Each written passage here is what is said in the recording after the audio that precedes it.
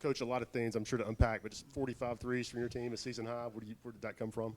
Well, we knew they were going to give us all the threes we wanted, and we knew that was going to happen, and so we didn't start the game the way we wanted to with what we had talked about, trying to move the ball, and again we knew we could shoot a three anytime we wanted to, and if we of the 45, I would say 95% were wide open, but that was by design. That's what they were looking for, and when we obviously weren't making them, they were going to back up even more, and which why not? And but the way we started the game defensively wasn't good. It wasn't the same sense of urgency. They can shoot the ball. Everybody knows that. And we got tripped, but normally we have somebody fixing that play, and then breakdowns defensively, but give them credit. I mean, they came in and short some guys, which sometimes can play to your advantage, can relax your team a little bit, and I thought they played relaxed. I thought Mark did a good job doing what he needed to do to have his guys ready to play, but again, we're disappointed, and it's just we didn't honestly do the things that we had talked about, what we felt we had to do, offensively probably more than anything, and then defensively some of the breakdowns we have, we just can't have. Yeah, with the 45 three-pointers, is this a good enough shooting team to take that many, No. even if the opponent wants you to? No, absolutely not. And again, it goes back. We've talked about it. But it's hard to get the ball inside when you're not making threes because they're just going to keep backing. They've got good length. They've got length, and they're going to play personnel. You could tell they really wanted to try to take away the lob tonight and let Zakai go in and see if he could finish enough and stand with some shooters on that penetration. But it's no different than everybody. We've been played the same pretty much all year.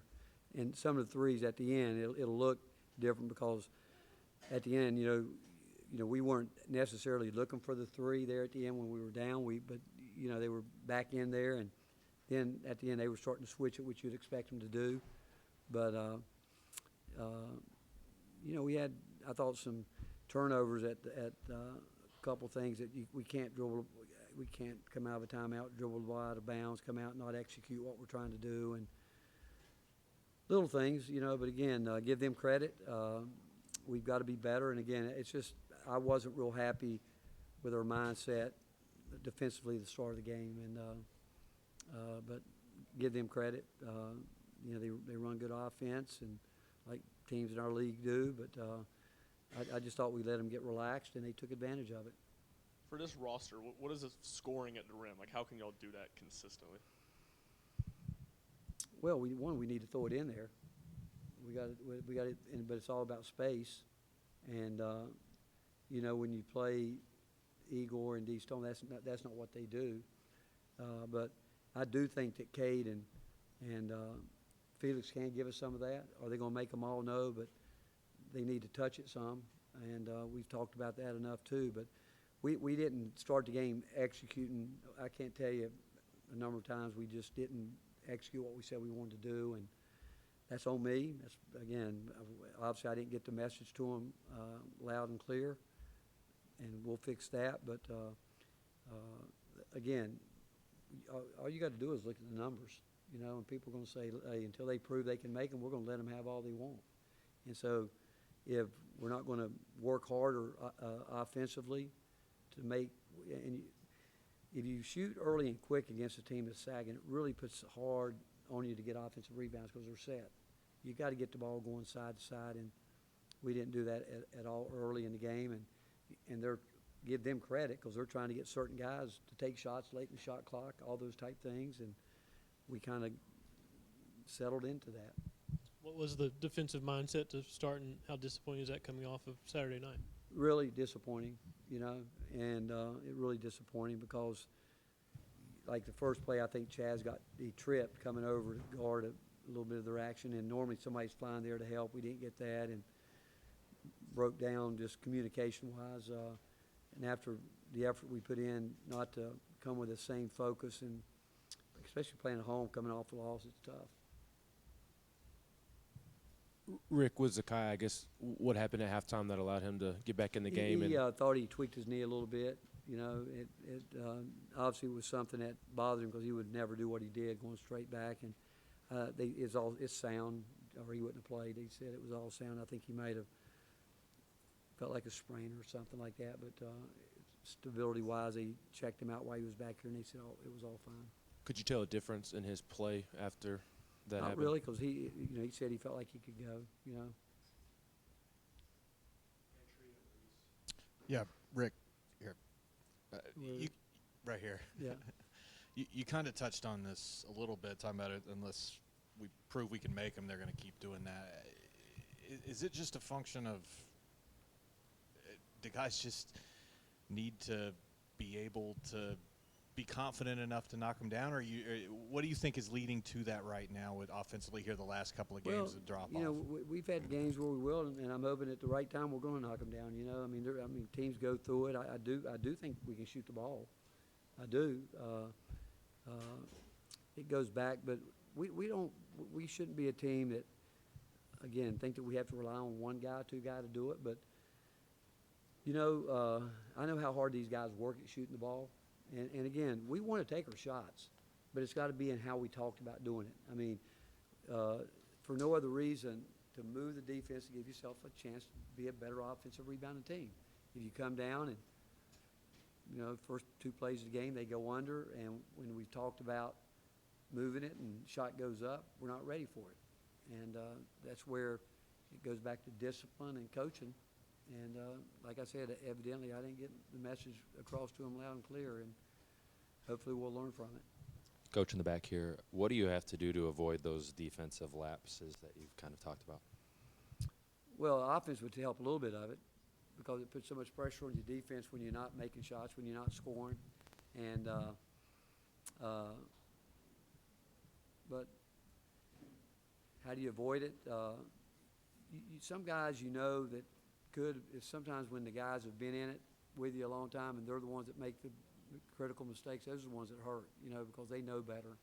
And like a couple times there's just rules that we have, and you guys watch us practice, that we didn't execute them. You know, we know if somebody running pistol action, we're going to switch it. We didn't switch it. End up fouling. Those type things, you know. I mean, at the end of the half, you know, those 2 points at the end of the half at the rim would have been great. You know, it helps you. And it gives you a little chance to get out in front. It helps your offense. You know, you get some separation. Guys settle in a little bit. Like I thought we let them continue to play with the comfort with their lead. And some of it obviously was them shooting the ball, scoring the ball. But our offense, it's got to be better. It's got to be better. What did you like about what Igor gave you on the offense? I thought he was relaxed. I liked both he and D Stone's demeanor. I really did. I thought they settled down and played, and I thought honestly they should have probably taken more threes. I mean, they're the guys that looked like they were doing it, and I didn't think they. Again, I don't think any of them were forced. Really, a couple of them at the end maybe when we were, you know, trying to catch up. And again, we weren't. At the end of the last 2 minutes, we weren't necessarily looking for a three as much as if we would have taken a two, if we could have gotten it. But, you know, it's just, again, I don't want to not give Kentucky credit. I really don't, because I thought they probably, from what we thought they would do, I thought they did exactly what we thought they would do. And we didn't handle it very well. Rick, how many different ways are there to get a message communicated? Because obviously with, you know, maybe 8, 9 guys right now, it's hard to drastically change the lineup or anything. How many different ways are there to get the message to them? Well, one, you know, we've lost 4 games, so we're not that bad. Okay, we're not doing that bad. You know, we're in the best league in the country against a team that has had big wins. There's no given that we're going to win every game, even if we play well. We want to win every game, but that team we're playing, they want to win too. And and I think this league is such a fine line that the details matter a lot. Possessions matter. You know, coaches always talk about there's 10 4-minute games, you got to win them. Well, there's been teams, a week and a half ago or a week ago that won 9 of those and lost the last one, and lost a game. So to me, it's more about winning possessions. and you got to win enough possessions, and we didn't win enough possessions. And but it won't get any easier. And but I know our guys are disappointed, which I mean I know how much they care. I know how hard they work. But again, we've lost 4 games against all against top 10 teams.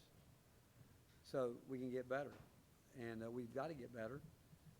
And knowing what I know about these guys, I think we will get better because if it didn't hurt them, I'd be concerned. But I know how it hurts them.